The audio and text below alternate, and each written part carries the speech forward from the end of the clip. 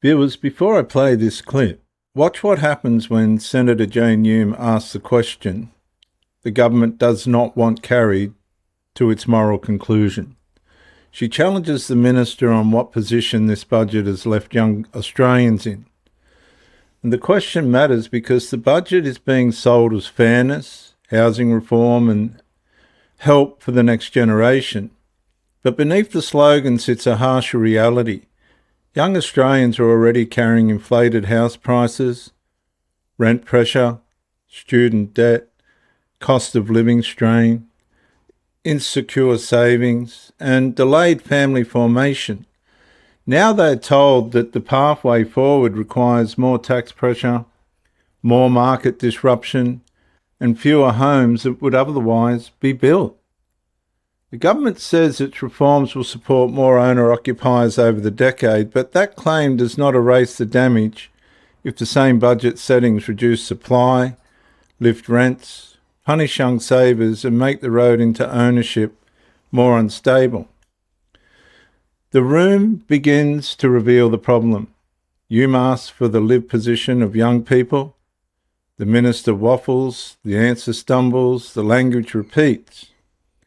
And instead of clear accountability, the government retreats into talking points about reform, fairness and long-term benefit.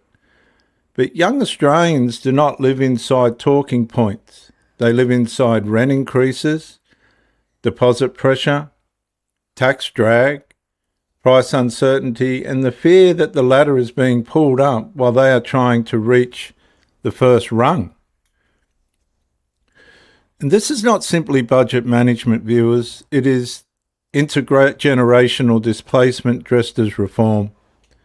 And the severe question is this. Has the government helped young Australians into ownership or trapped them between higher costs, fewer homes, heavier taxes, and a promise of future relief they may never reach? And we made the decision to make those changes in the context of a budget that's been built in a period, the biggest energy shock in global history. And we've explained that we've made those changes, and we're looking forward to continuing to explain what they mean, particularly for young people who want to buy their first home. So you said, Minister, that the Prime Minister was responding to the concerns of young people. How many roundtables, one-on-ones, consultations did the Prime Minister undertake with young people between the time of the election and the time that the decision was made to make changes to capital gains tax, negative gearing and trusts? Well, all I can say on my own behalf is, of course, no, just on the Prime Minister's behalf. The Prime Minister is always listening to what Australians... That wasn't the question that I asked her. Senator Hume, I'm not sure how helpful it is to keep interrupting the answer. Senator Ayres, please continue. Yeah, I mean, it's been very well canvassed publicly, these issues, and it's not just young Australians who want to see change in this area. Not just young Australians. There are many people across the community who want to see these changes, including some of your colleagues.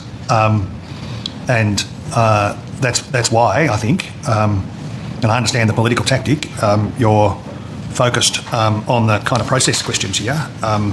This is an important change, and we are fighting for it because it's the right thing to do for young Australians.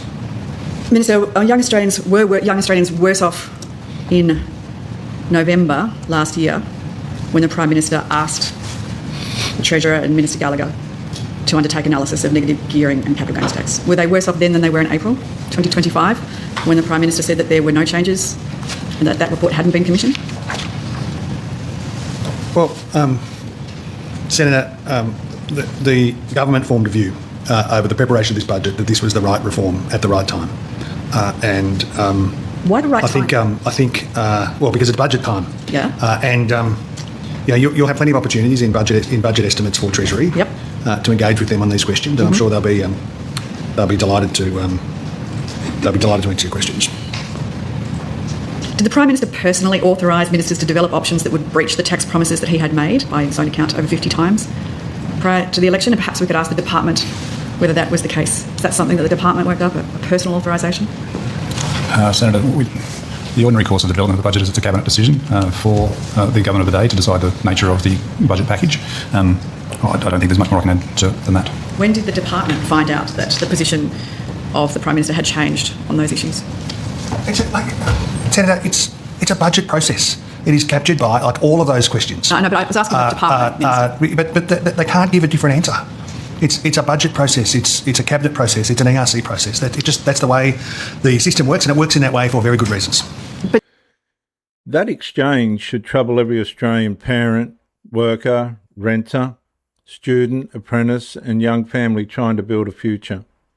Senator Jane Hume forced the government to face the human consequence of its budget.